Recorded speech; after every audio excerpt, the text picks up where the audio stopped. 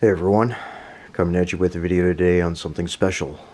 This is something from my old training, from a relic of the past and some of my training experience. But here, we're going to do a video today on vehicle counter-surveillance and vehicle dynamics from International High-End Security Work Training Doctrine. Following passive maneuvers while driving, alternately slow down and speed up, forcing any surveillance vehicles to change speeds with you. Signal for turns and then continue straight ahead, forcing the surveillance vehicles to do the same. Make a U-turn where it is safe to do so. Stop on the shoulder on the road, just beyond a curve or hilltop. Circle the block using a series of right-hand turns. And go through a traffic light just as it is turning red. These are some of the vehicle dynamics for counter-surveillance. Again, vehicle counter-surveillance. Some indicators of possible terrorist surveillance along your route are vehicles that start and stop at the same time you do, vehicles that pass and park, vehicles that travel at the same speed as you and maintain the same distance from you. Kind of an ambiguous one, but you get the idea. Vehicles that appear broken down. Vehicles that have altered or obstructed license plates. People inappropriately dressed for the area or the season. Devices are discovered during vehicular searches. Air tags, tracking devices, things like that. Other indicators, marks of tape, a paint smudge, even a slap sticker somebody's thrown in your vehicle, all those kinds of things. And signals given to unknown parties. Talked about surveillance detection routes again before. Kind of plays into that as well. Other vehicle counter-surveillance telltale signs. Vehicles are parked in prohibited areas. Vehicles parked in the same place for an extended time with individuals inside. Vehicles who stop and start when the client's vehicle moves. Vehicles that pass the client and park. Vehicles that drive very erratic, slow then fast, or stops. Vehicles that signal to turn and then fail to do so, using one of the same tactics that you would. Vehicles that follow the client's vehicle through a red light. Vehicles that maintain the same distance all the time when behind the client. Vehicles that can be seen going on parallel streets as the client vehicle. Vehicles who close at heavy traffic and then fall back in slight traffic. Persons leaving a building straight after the client leaves. Vehicles parking and no one getting out. Vehicles with covered or numbered license plates removed. Any vehicle seen more than once during your travels. Make, model, same plate, same driver, things like that. Persons standing around street corners or lobbies, just hanging around in general. That's again kind of ambiguous, but that's part of what your awareness and partial profiling should be when doing these things. Persons turning away when they are observed, which is an indicator along with that for that prior point. Vehicles that move in and out of traffic, tactical driving. Vehicles that circle the area when the client's vehicle is stopped. Vehicles with tinted windows or blocked rear windows with items, curtains, makeshift other items, cardboard, things like that. Vehicles parked up with persons inside with seatbelts on. That point was hashed out before. And vehicles with added magnetic aerials. All suspected activities should be documented, obviously. All observations should be documented, obviously. This is part of any advance work, any kind of reconnaissance, any type of intelligence gathering, surveillance work otherwise, as much as for these counter-surveillance tips. At a minimum, a daily log should be kept that includes a description of suspicious vehicles, and tape recorders with digital video cameras and/or recorders can be helpful. I've talked about that stuff before as well when conducting surveillance and counter-surveillance in a vehicle. Prior video, go check it out. Driving techniques, blocking. Right junction.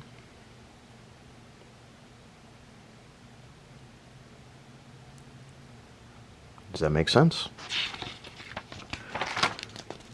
Left T-junction.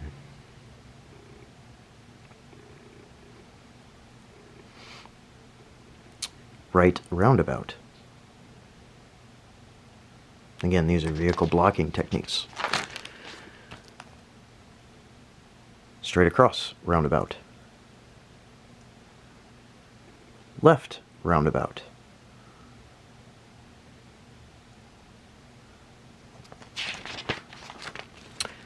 Crossroads.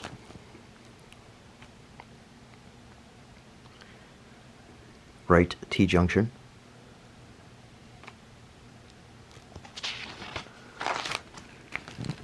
Highway overtaking.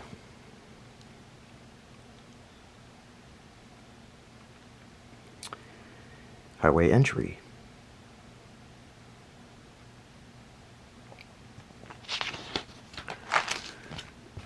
Highway exit.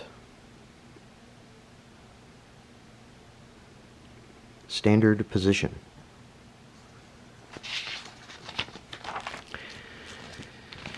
Vehicle anti-ambush. 1 and 2 vehicles.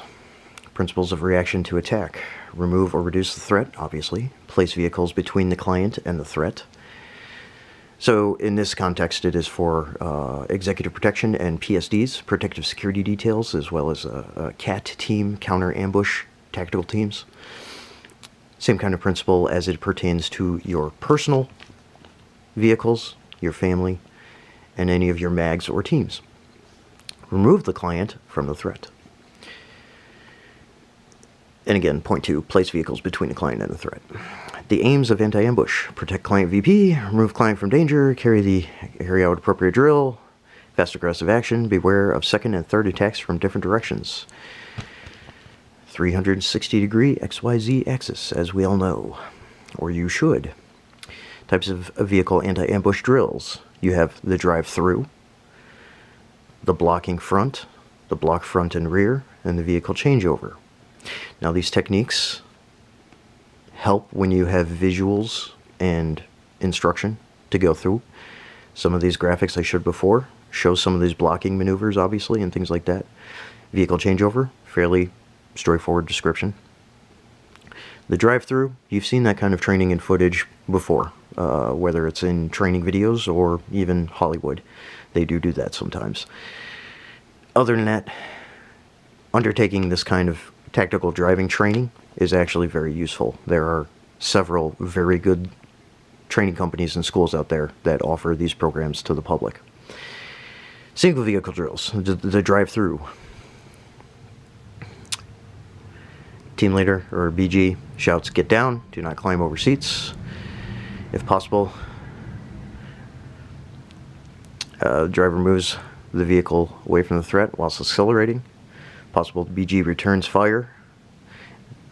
So for BG, that could be backseat gunner, that could be trunk monkey or rear gunner, like what I did. That could be team leader. That could be anybody that identifies the situation first and foremost. Okay, just to clarify that.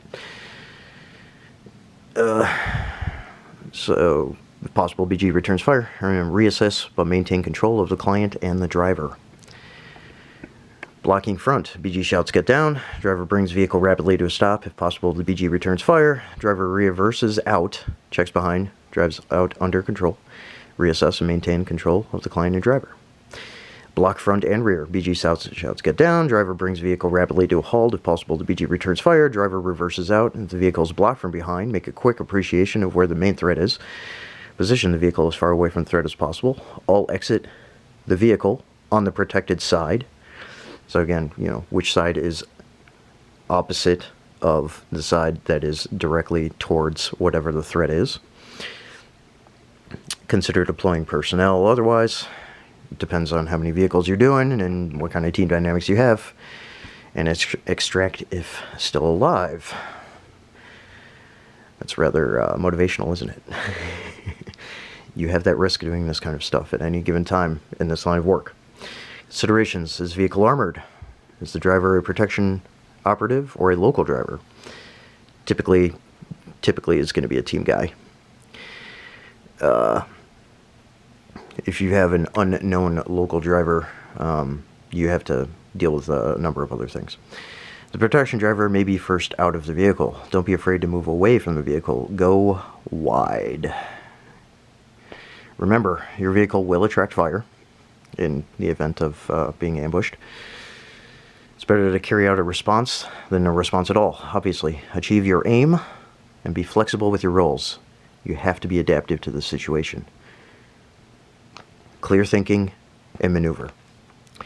2 vehicle drills. Client VP, vehicle carries out, and 1 vehicle drill as before, if possible. The trail vehicle moves towards the threat and returns fire where possible or appropriate. It's called PES, or the CAT vehicle, or the second vehicle, secondary, whatever you want to call it. There's a number of terms that are used interchangeably for that. The block front, client VP vehicle carries out. The vehicle drill as before. The rear vehicle attempts to move in front of the client VP vehicle and returns fire if possible.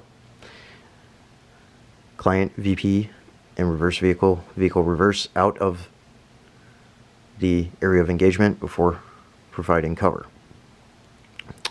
The block front and rear. Both vehicles carry out the block front drill as before. On the reverse out of a rear block, some description comes in. Quick appreciation, direction to main threat is may resulting in the vehicles moving as far away from as possible. All personnel deploy from the vehicles on the protected side. Again, decide on an extraction and then get the client from the vehicle. Aggressively withdraw. Keyword, aggressively. Considerations. Armored or soft skin will affect your drills and ability to fire, obviously. Roads. The width, surface, other traffic, all those other variables. The rear block entry may be an innocent, so a civilian vehicle behind your vehicles that's kind of got you blocked from the rear. When do you extract the client from the vehicle? Decision making, clear thought. What are the additional extraction routes? Pace plan. Remember, your vehicles are bullet magnets. It's better to carry out a response than no response at all. Achieve your aim and be flexible. Adapt to the situation. And the vehicle changeover. Client VP vehicle grinds a stop, and the support personnel, the gunners, evaluate the situation, as well as the team leader. Rear vehicle driver attempts to pull alongside the client VP driver vehicle, and the CAT team or rear team deploy to engage the threat. Well, their driver does not get out, obviously. The client VP is launched into the secondary support vehicle, the CAT vehicle, for changeover. And the support vehicle driver attempts to drive out of the danger area. Typically, you also want to have the team leader or at least one other gunner that gets into the vehicle as well when you move off. Considerations. Do you have the space to pull alongside? And if so, if you do, don't get too close. Remember, keep wide. Client VP vehicle occupants may be stunned or injured. Who extracts the principal from the vehicle and launches him into the support vehicle? And which members of the team get into the support vehicle, and who decides when to go? Again, I had kind of alluded to that right there before. Decision making, adaptation. Who's going to stay in support? Who's going to help with the evacuation, extrication of your family, your civilian team, whatever it is. Okay? So, that's just a number of things from some old school, some old training material from time past. And this is one of the training experiences I had that got my foot in the door into the private sector. With that, there's a lot more material kind of things in here. I can go over some more of it, but with the vehicle dynamic stuff, I think just for an overall description and showing the graphics and things like that, as far as what a modicum of training material should look like and what it entails in nice, concise series of actions and terminology and things like that, I think is very useful for people to understand and to put into practice and implement for themselves. Yeah, that's about all I got. So, if you found that educational and useful, good stuff. I'm not one to say like and subscribe. I don't really care if you do or don't, but information comes out nonetheless. So, with that, metal up.